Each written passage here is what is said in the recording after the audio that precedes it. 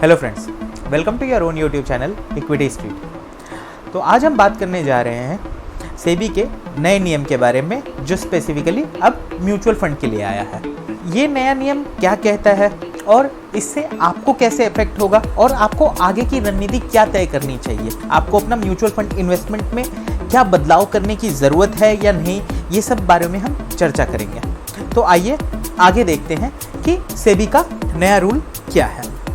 तो सेबी का नया रूल म्यूचुअल फंड के लिए जो आया है वो ये है कि सेबी ने मल्टी कैप फंड्स में एक रेस्ट्रिक्शन डाल दी है कि जो भी मल्टी कैप म्यूचुअल फंड है, जैसा कि आप म्यूचुअल फंड में इन्वेस्ट करते होंगे तो लार्ज कैप में, मिड कैप में, स्मॉल कैप में और मल्टी कैप में करते हैं, जो कि मिक्सचर होता है लार्ज कैप का, मिड कैप का और मल्टी कैप का। तो अब सेबी क्या कहता है? सेबी कहता है कि जो भी mutual fund multi cap fund manage करता है उसे अपना फंड का 25% हिस्सा लार्ज कैप में इन्वेस्ट करना होगा, बाकी 25% मिड कैप में इन्वेस्ट करना होगा और 25% स्मॉल कैप में इन्वेस्ट करना होगा। तो ये हो गए 75%, बाकी 25% वो अपनी मर्जी से कहीं भी इन्वेस्ट कर सकता है। तो आप सोच रहे होंगे कि ठीक है, इससे बहुत ज़्यादा क्या ही फ़र्क पड़ रहा है, बट करेंट सिचुएशन क्या है ये जाने बगैर हम इस रूल के बारे में ज़्यादा क्या प्रभाव पड़ रहा है नहीं जान पाएंगे।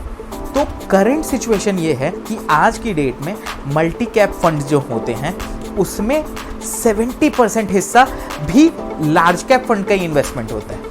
मतलब क्या होता है कि जैसे आपको पता है कि स्मॉल कैप फंड जो है उसमें रिस्क ज़्यादा है, ऑब्वियसली रिटर्न ज़्यादा है, बट रिस्क भी ज़्यादा है। मल्टी कैप फंड्स भी क्या करते हैं कि अपनी इन्वेस्टमेंट को सेव करने के लिए मैक्सिमम हिस्सा लार्ज कैप फंड्स में इन्वेस्ट कर देते हैं।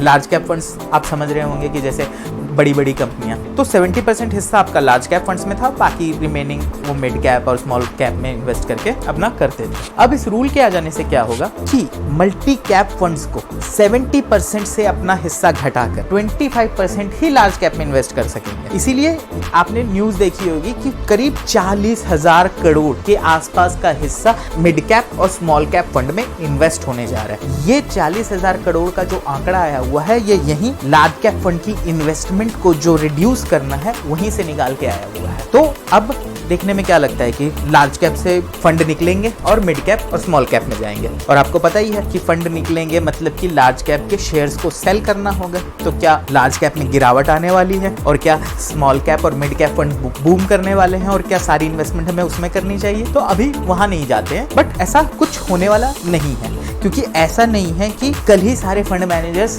मार्केट खुलते ही अपना सारा पैसा जो उन्हें लगा रखा है लार्ज कैप में उसे घटाने के लिए कल ही सारे माल बेचने लग जाएंगे और उन्हें इन्वेस्ट करके स्मॉल कैप और मिड कैप लेना होगा। इस नियम को लागू होने तक के लिए जनवरी 2021 तक का समय दिया गया है। तो सारे फंड मैनेजर्स के पास जनवरी 2021 तक का समय है, जब तक कि वो सारा माल अपना डाइवर्सिफाई कर सकते हैं, कि वो अपना मल्टी कैप फंड्स को अपने इक्वल रेशियो में बांट सकते हैं, जिसमें कि लार्ज कैप फंड 25% हिस्सा, मिड कैप में 25% और स्मॉल कैप में 25% होगा।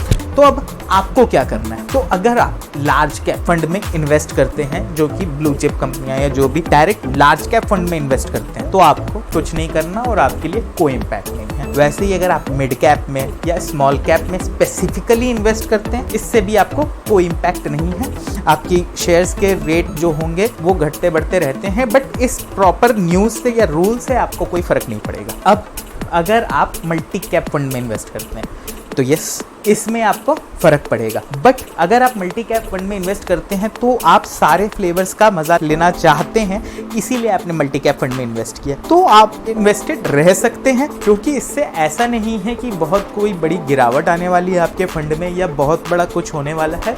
ऐसा कुछ भी नहीं होगा, क्योंकि कोई भी फंड मैनेजर जो इस फंड को मैनेज कर रहा है वो अपने दिमाग से इस चीज को प्रॉपरली डाइवर्सिफाई करेगा। हाँ, थोड़ा बहुत दिख सकता है हमें शॉर्ट टर्म में, but on a long term gain, जो कि म्यूचुअल फंड का बेसिक क्राइटेरिया है लॉन्ग टर्म, उसमें हमें ज्यादा फर्क नहीं पड़ना चाहिए। अब बात आती है तो क्या मैं स्मॉल कैप और मिड कैप फंड फटाफट खरीद लूं क्योंकि उसमें पैसा लगने वाला है और वो भी 40,000 करोड़?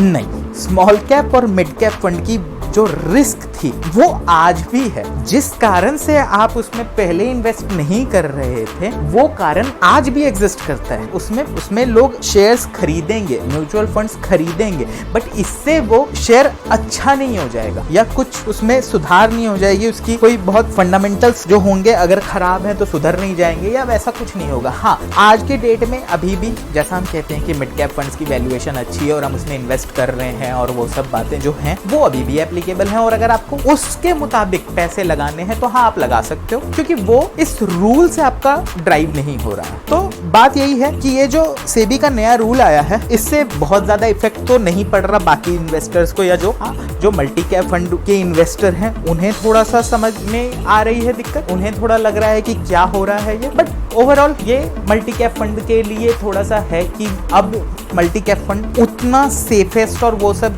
नहीं रह जाएगा जो मुझे लगता है कि, क्योंकि अब क्या है कि पहले आपका जब आप उसका पोर्टफोलियो डिटेल्स देखते थे तो आप देखते थे कि इसमें 70% तक या कई तो 80% तक के उसमें लार्ज कैप फंड्स ही होते थे, तो वो सेफेस्ट लगता था, वो भी सेफ लगता था। बट नाउ क्योंकि अब उसमें 25% हिस्सा ही लार्ज कैप फंड का है और मिड कैप और स्मॉल कैप भी अब उसमें बढ़ के 25% हो जाएंगे, तो मिड कैप और स्मॉल कैप की बात ही यही है कि वो बढ़ते हैं तो बहुत अच्छे बढ़ते हैं, बट अगर गिरते हैं तो भी बहुत अच्छे से ही गिरते हैं, तो वहां पे थोड़ा सा आपका रिस्क बढ़ जाता है बेसिकली। तो ये है बात सेबी का जो नया रूल आया है मल्टी कैप फंड के रिगार्डिंग।